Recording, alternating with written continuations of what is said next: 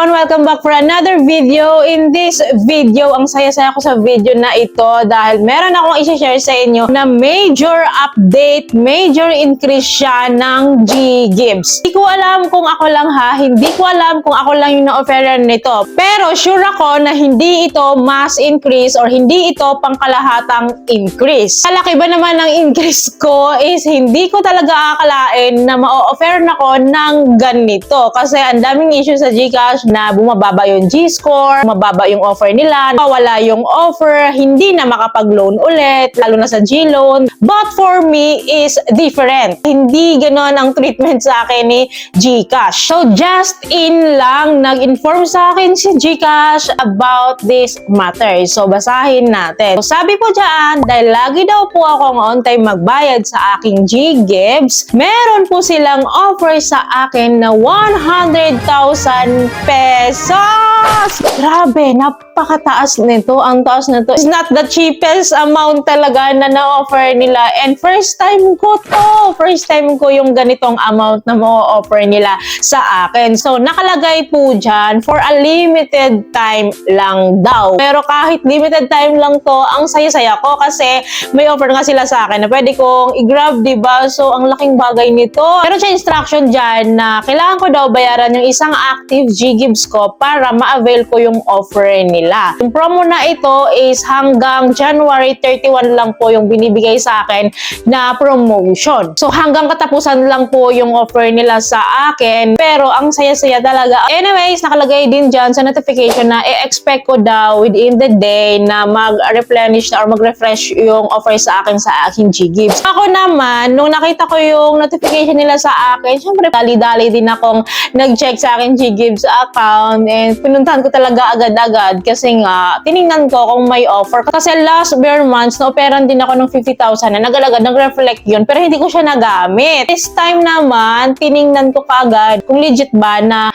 meron and meron akong offer. So pagkatingin ko, as is pa din. Hindi pa siya nag-reflect. Yung offer po kasi talaga sa akin originally is 25,000 pesos sa G-Gibbs. So may 3 loan availment silang offer sa akin and nag-grab ko na po yun, na-loan ko na po yung 3 loan availment nila kaya disable na yung available balance to loan nga. So ganun yung nangyari, no. So, nagduda talaga ako kasi bakit hindi siya nag 100,000. Pero sabi naman, expect within the day, within 24 hours na mag-reflect nga yung new offer nila sa akin. So, bandang gabi na open ko yung G-Gibbs ko kasi kailangan kong bayaran yung mga due date ko na doon. Malapit na kasi due date ko and kailangan ko na siyang bayaran. So maaga talaga ako nagbabayad sa G-Gibbs. Ahead of time nagbabayad na ako. Kaya tinignan ko. So nakita ko nga po agad, bumungad nga agad yung 100,000 pesos na credit limit ng G-Gibbs offer nila sa akin. Na nakita niyo dyan, 82,000 yung available credit limit to spend. Ang good news po dito is hindi ko na po kailangan magbayad ng isang active G-Gibbs ko. Diba may 3 loans availment sila sa akin. Ayun ay nakuha ko na lahat, nag-grab ko na lahat. So kailangan ko daw bayaran yung isang active G-Gibbs ko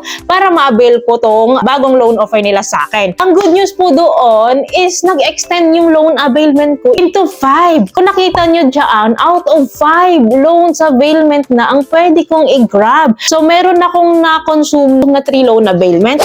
Meron pa akong 2 loan availment na pwede ko pang magamit kasi nga 5 loan availment na yung pwede kong i-grab dito sa aking G-Gibbs. No need na i-pay ko yung isang G-Gibbs ko. Meron pa akong 2 pwedeng i-avail. So diba, good news sa akin po ito. So hindi ko na kailangan po mag-pay ng isa pang G-Gibbs, active G-Gibbs ko. Anyways, 2 buwan na lang po, mababayaran ko na po ang aking G-Gibbs in a full payment. 12 months to pay kasi yon.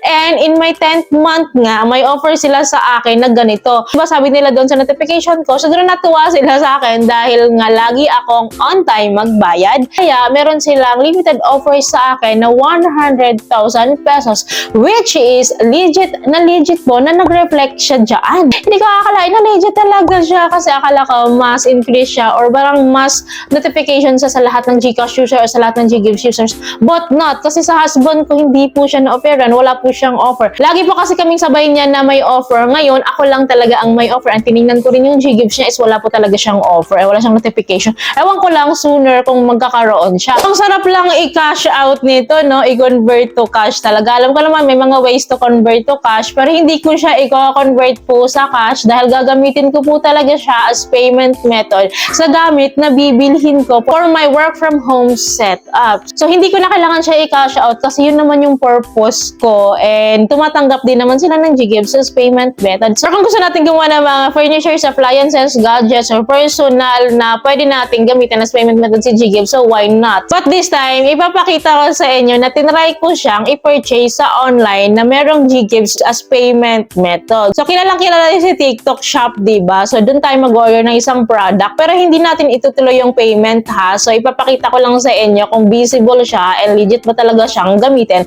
as payment method with no processing fees. So, i-share ko yan sa inyo. So, piliin po natin i-check out itong si Canon Digicam worth 46,849.06. Then, piliin po natin si GCash as payment method. Then, after that, click natin si place order. To proceed, then enter natin yung GCash account number natin dito. Then, click natin yung next for the verification code and the OTP. Then, i-click lang natin yung next.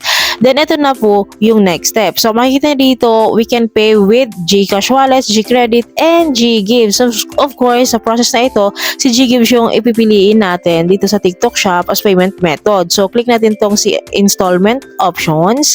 I-click natin yung details ni Ggives dito kung ano ba talaga yung nilalaman nito. So, mapapansin nyo dito, wala po talaga siyang processing fees. Malinaw po na zero ang processing fees niya, then yung interest niya as napakamura lang, 1.59%. Then for 12 months na to, ha. So ipakita ko sa inyo yung interest niya. So ito siya. And kung makikita niyo diyan, ayan siya, for 12 months, napakababa. So kung dito na po tayo, click natin tong agreement dito, then pay with Ggives. Kaya tinalay ko po kay TikTok Shop, ay nakita niyo naman kanina na legit po talaga na zero processing fees. Ay nakita niyo po kanina, grabe yung interest niya per month.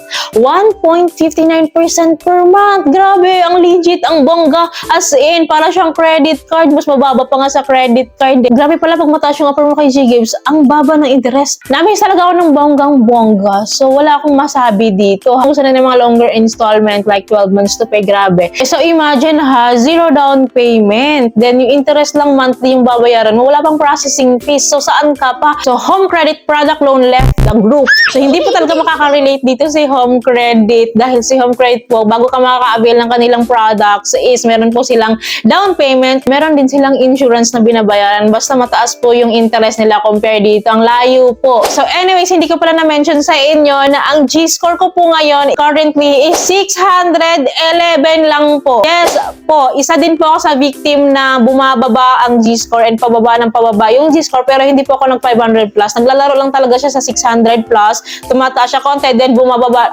Ngayon, 611 lang po, and ito po yung offer nila sa akin. Tatanungin niyo ako kung paano ako nagkaroon or nagranta ng ganitong offer, kung ano yung tips na masishare ko sa inyo. So, ang tangi ko lang masishare po sa inyo is loyalty is the key. Bakit ko po nasabi? Kasi 12 months to pay po itong Ggives ko. Nakalagay kasi doon sa kanila, sabi nila dahil lagi daw akong on time magbayad. Ibig sabihin, tinatangkilik ko sila. Lagi nga akong on time magbayad. Isa sa tips is lagi kayong advance magbayad. I mean, on time, ahead of time. Huwag nyong i-one time payment yung Ggives nyo dahil gusto nyong ma-increasean agad. So, very wrong move po yun kasi hindi talaga bet ni Fuse Lending yung ganung move. Gusto niya tinatapos talaga yung loan terms kung yan ay 12 months to pay, 9 months to pay, 6 months to pay. So, yun po yung i-grab nyo. Tapusin nyo talaga. Tulad ko, nagtiis po ako and hindi ko naman din nakalain na ganito kalala din yung magiging offer. Though limited time lang to ha, pero why not, diba? So, ano pa kaya pag natapos ko tong Ggives? But hindi naman ako nag-expect ng too much dito. And zero expectation ako dito sa Ggives. Hindi ko lang talaga expected yung ganito. And very in time talaga siya na kailangan ko rin talaga ngayon. So, continue using GCash features, GCash loan products kasi meron pala talaga tayong kalalagyan. Hindi porket bumababa yung G-score natin, hindi porket nawawala yung mga loan offers sa atin, or bumababa yung mga loan offers sa atin ni GCash is yun na yun. So, meron po pala talagang nakalaan sa bawat isa sa atin ng mga loan offers. Antay-antayin lang natin and keep using GCash. Frequent use of GCash talaga is mamahalin din talaga tayo ni GCash. Maaring nauna lang sa akin i-offer to, susunod ka na rin, makakarating din yan sa'yo. Basta keep using GCash and huwag sumuko. Mag-update na lang po ako regarding this G-Gives and regarding GCash loan products. Kung may changes and kung may update, panibagong update, i-update ko kayo time to time. So, yun lamang po. I hope may natutunan kayo sa video ito. I hope nakatulong tong video sa inyo. Kung nagustuhan nyo yung video, please don't forget to like, share, and subscribe. And click yung bell button para update kayo sa lahat ng mga videos ko like this. Thank you for watching this video. Bye!